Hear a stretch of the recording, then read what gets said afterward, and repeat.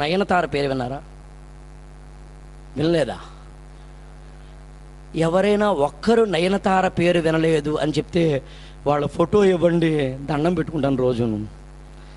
వినని వాళ్ళం ఉండం. త్రిష, తమన్నా, కాజల్, ముమైత్ ఖాన్,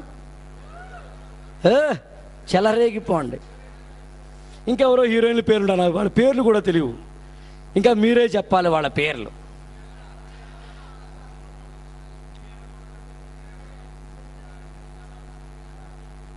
నవనీత ఇస్త్రీ పేరు విన్నారా మీరు?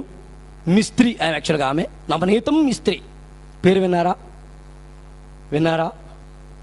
నయనతార పేరు విన్న మనం, త్రిష పేరు విన్న మనం, ఈమె పేరు విన్నామా? నాకు తెలిసి మనలో ఒక్కళ్ళం కూడా విని ఉండకపోవచ్చు. వినలేదు కాబట్టి ఆమె స్టోరీ చెప్తాను మీకు. ఆమెకు ఇప్పుడు 50 ఏళ్ళు. చారే బాబా క్యారవై, మేము ఏదో అనుకున్నాం. 50 ఏళ్ళు. 50 ఏళ్ళు ఇప్పుడంటే 25 ఏళ్ల కిందట ఆమె ఏజ్ ఎంత? 30 ఏళ్ల కిందట 20 ఏళ్ళు. 30 ఏళ్ల కిందట ఆమెకు భర్త చనిపోయాడు. ఆమెది కలకత్తా దగ్గర ఉన్న హన్స్ పుకార్ అనే ఊరు. భర్త చనిపోయాడు. 12 ఏళ్ల వయసులో ఆమెకు పెళ్లి చేస్తే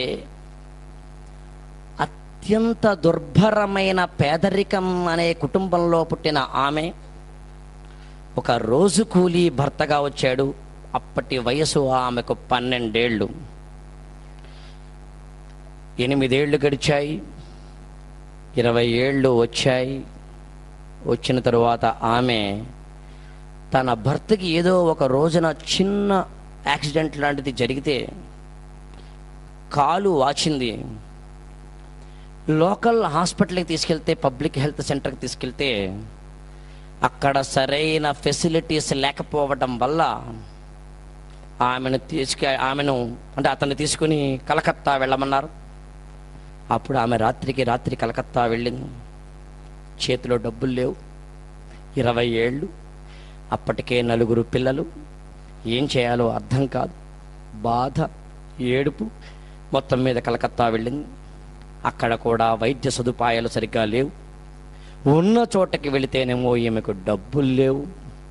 ఉన్న చోటకి వెళ్ళి డబ్బులు తీసుకెళ్దామంటే వైద్యుల నిర్లక్ష్యం. మొత్తం మీద ఆ రోజు రాత్రి దాదాపు 12:30, 1 గంట సమయానికి ఆమె భర్త మరణించడం జరిగింది. మరణించిన ఆ భర్తను తీసుకుని తన ఊరు వచ్చింది. తెల్లారకట దాదాపుగా 5 o'clock ఆ ప్రాంతం. భర్త శవం పక్కన ఆమె కూర్చునుంది. పసి వయసులో 4 ఏళ్ళు, 3 ఏళ్ల వయసులో ఉన్న 4 పిల్లలు పక్కనే ఉన్నారు. రోజు కూలీ మీద బతికే ఆ జీవితానికి జీవనాధారం లేదు.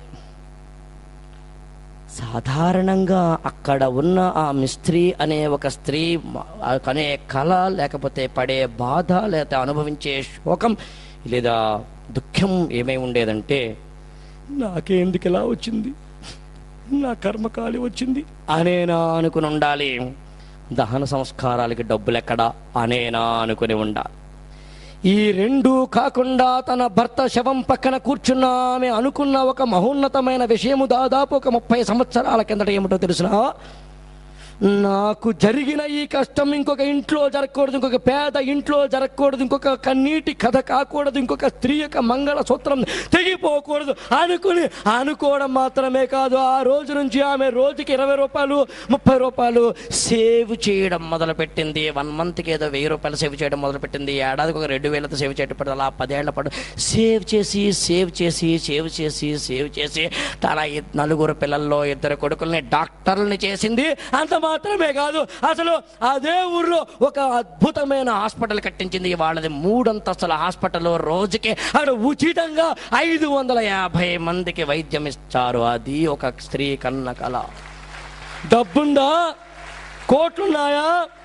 వెనకాల గాడ్ ఫాదర్లు ఉన్నారా? లేదు, అక్కర్లేదు. సంకల్పం ఉంది. ప్రపంచం కోసం, సమాజం కోసం, ఎవరి కోసమో నా ఇంట్లో పొందిన కన్న కలలు కూలిపోతున్నప్పుడు, కష్టం వచ్చినప్పుడు ఇతరుల కోసం ఆలోచించే ఆ స్త్రీ కన్నా మన కోసం మనం ఆలోచిస్తే చాలు మిత్రులారా. మనకి సంకల్ప బలం ఉంటే చాలు. మనం హాస్పిటల్స్ కట్టగలము, సినిమాలు తీయగలము, డ్యాములు కట్టగలము, ఆనకట్టలు కట్టగలము, అసలు విమానాల్లో తిరగలము. అంత మాత్రమే కాదు, ప్రపంచాన్ని శాసించే ఏదైనా చేయగలం. అసలు మీలోంచే నాకు నన్ను అడిగితే ఒక బిల్ గేట్స్ వస్తాడు, మీలోంచే ఒక అజీజ్ ప్రేమ్జీ వస్తాడు, మీలోంచి ఒక మహోన్నతమైన వ్యక్తి వస్తాడు, అసలు మీలోంచి చెప్పలేనంతటి వాళ్ళు వస్తారు.